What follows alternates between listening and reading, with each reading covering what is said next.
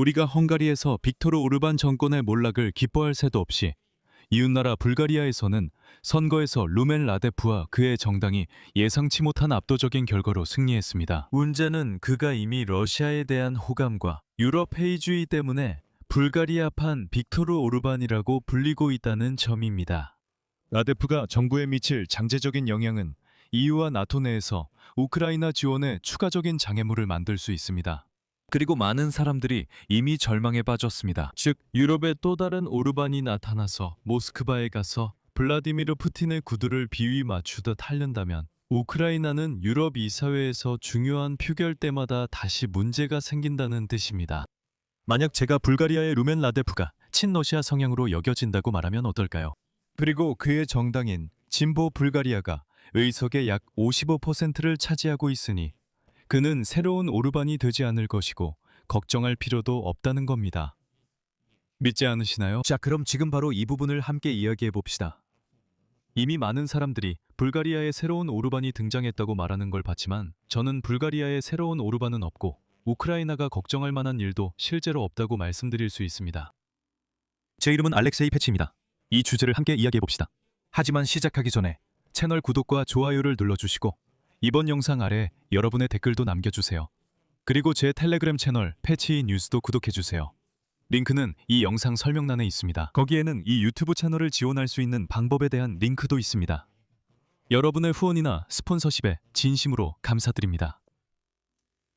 자, 조기 총선에서 불가리아에서는 전 대통령이 이끄는 진보 불가리아 연합이 확실하게 승리했습니다. 루멘 라데프. 그는 유럽 회의론자이자 친러시아 정치인으로 여겨집니다. 그의 정당은 국회의원 의석의 절대 다수를 차지하게 됩니다. 진보 불가리아당은 의회에서 55%의 의석을 차지하게 되는데 이는 단독 과반수를 의미합니다. 하지만 강조하자면 3분의 2의 표를 얻기는 어려울 것으로 보입니다. 2위는 전 총리 보이코 보리소프의 중도 포퓰리스트 연합인 게르브 HDS가 차지했습니다. 득표율은 13.5%입니다. 게르브가 이끄는 연합은 불가리아의 직전 정부를 구성했으며 이 정부는 부패에 대한 대규모 시위 이후 12월에 사임했습니다. 3위는 변화를 계속하자. 정당 블록과 민주 불가리아 연합으로 12.6%를 기록했습니다. 라데프 대통령은 이들과의 연립정부 가능성을 국회에서 배제하지 않고 있습니다. 루멘 라데프 대통령은 반대파들로부터 유럽 회의론자일 뿐만 아니라 친러시아 정치인이라는 비판을 받고 있는데 투표소가 문을 닫은 후 불가리아의 유럽연합 내 위치와 유럽이 변화해야 한다는 점에 대해 언급했습니다. 이어서 그의 발언을 인용하겠습니다. 저는 불가리아가 유럽의 길을 계속 걷기 위해 노력을 이어갈 것임을 확신시켜드리고 싶습니다. 하지만 믿어주십시오. 강한 유럽 내에서 강한 불가리아가 되려면 비판적 사고와 실용주의가 필요합니다. 왜냐하면 유럽은 규칙 없는 세계에서 도덕적 리더가 되겠다는 야망의 희생양이 되었기 때문입니다. 그래서 지금 유럽이 해야 할 일은 다시 한번 비판적으로 사고하고 실용적으로 행동하며 좋은 결과를 내는 것입니다. 특히 새로운 안보 구조를 구축하고 산업 역량과 경쟁력을 회복하는 데 큰 노력을 기울여야 합니다. 이것이 바로 불가리아가 유럽 사명에서 하게 될 가장 큰 기여가 될 것입니다. 흥미로운 발언이죠. 그렇지 않습니까? 다시 강조하지만 라데프는 불가리아의 빅토르 오르반이라 불립니다. 왜 그런지는 모르겠지만요. 투표율은 어땠을까요? 불가리아 중앙선거관리위원회에 따르면 투표율은 상당히 낮았고 약 47% 또는 300만 명 조금 넘는 수준이었습니다. 이번 선거는 2025년 말 정치 위기의 직접적인 결과였습니다. 그때는 지난 10년간 가장 큰 규모의 시위가 벌어졌습니다. 이 시위는 2026년 예산안에 반대하는 움직임으로 시작됐지만 곧 전체 정치 체제와 부패에 반대하는 시위로 빠르게 번졌습니다. 12월에 정부가 사임했고 대통령은 기술 관료로 구성된 임시내각을 임명해야 했습니다. 불가리아의 혼란을 이해하기 위해서는 2021년 이후로 이미 10번이나 정부가 교체됐고 8번의 총선이 치러졌다는 점을 언급할 필요가 있습니다. 즉, 거의 반년마다 새로운 정부가 임명된 셈입니다. 여러분도 아시다시피 이런 상황에서 안정성을 기대하긴 어렵습니다. 불가리아의 루멘 라데프는 오랜 정치인이면서도 다소 새로운 모습을 보입니다. 루멘 라데프는 2017년부터 2026년까지 대통령직을 맡았으며 사실상 모든 정치적 위기 동안 그 자리에 있었습니다. 하지만 불가리아는 어디까지나 의회 중심의 공화국으로 가장 큰 권한은 정부에 있습니다. 그래서 라데프 자신은 한편으로는 위기를 종식시킬 특별한 권한이 없었고 다른 한편으로는 형식적으로는 싸움에서 벗어나 있었습니다. 그래서 그는 이번 선거 유력 후보가 됐습니다. 왜 라데프를 불가리아의 오르반이라고 부르나요? 그는 대통령으로서 우크라이나에 대한 군사 지원에 반대했습니다. Мол, поставки болгарского 그리고 우크라이나의 이익을 내세우면서도 그는 임시 불가리아 정부가 최근 우크라이나와 체결한 안보 협정을 강하게 비판했습니다. 게다가 라데프는 모스크바와의 관계를 회복하고 싶다는 의사를 밝혔습니다.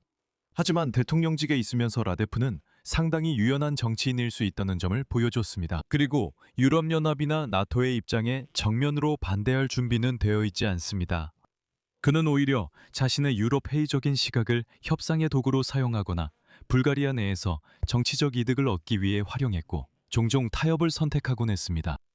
선거를 앞두고 그는 자신의 입장을 크게 바꿨습니다. 한때 그는 러시아에 대한 제재를 차단하겠다고 위협했지만 실제로 한 번도 그렇게 한 적은 없습니다. 그는 유럽이 우크라이나를 도와선 안 된다고 했지만 실제로는 막은 적이 없습니다.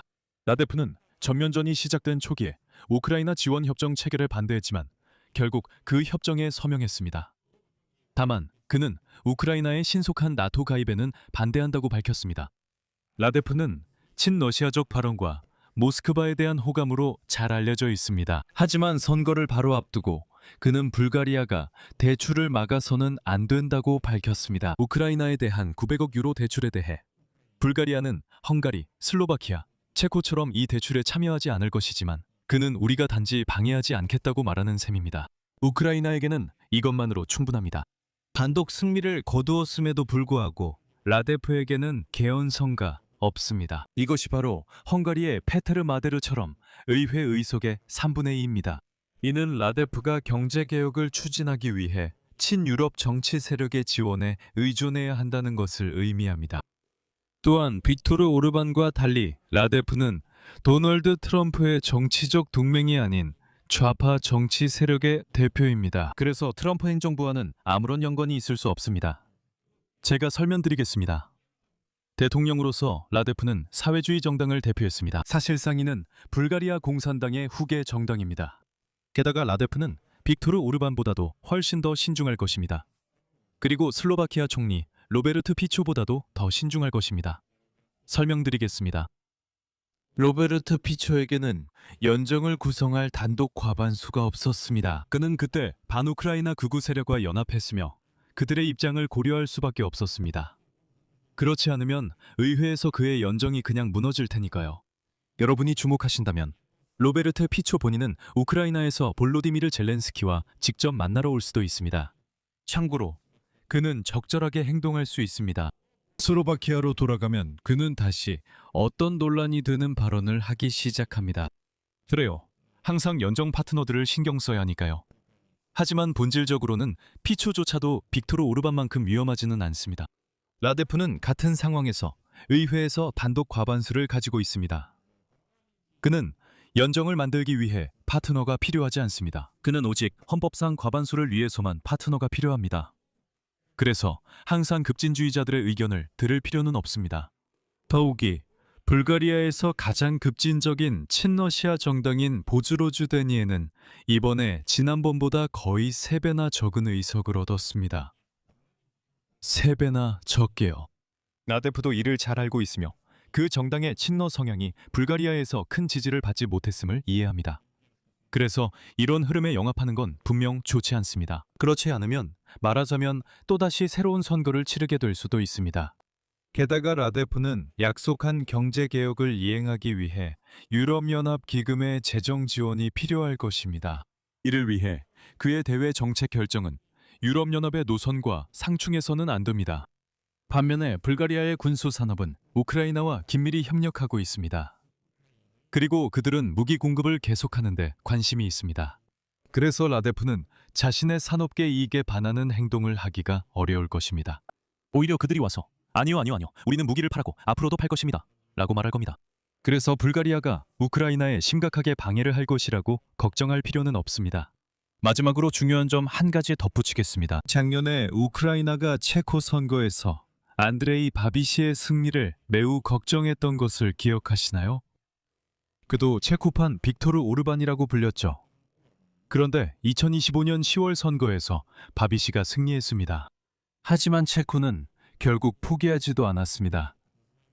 이른바 체코 포병 탄약 지원 이니셔티브에서 말이죠. 그것이 자국에 큰 이득이 됨이 밝혀졌기 때문입니다. 불가리아 라데프 대통령도 마찬가지일 것 같습니다. 여기서 말을 줄이겠습니다. 여러분의 의견과 결론을 이 영상 아래 댓글로 남겨주세요. 채널 구독과 알림 설정도 해주시고 좋아요도 잊지 마세요. 이 유튜브 채널의 활동을 지원하고 싶으시다면 어떤 형태의 후원이나 유료 스폰서, 구독으로도 가능합니다. 어떻게 하는지 궁금하시죠? 모든 링크와 정보는 이 영상 아래에 있습니다. 거기에 알렉세이 패치 채널을 지원하기라고 적혀 있습니다. 여러분께 편리한 방식을 선택하시면 됩니다. 어떤 형태로든 여러분의 지원에 감사드립니다. 이상입니다. 모두 건강히 안녕히 계세요.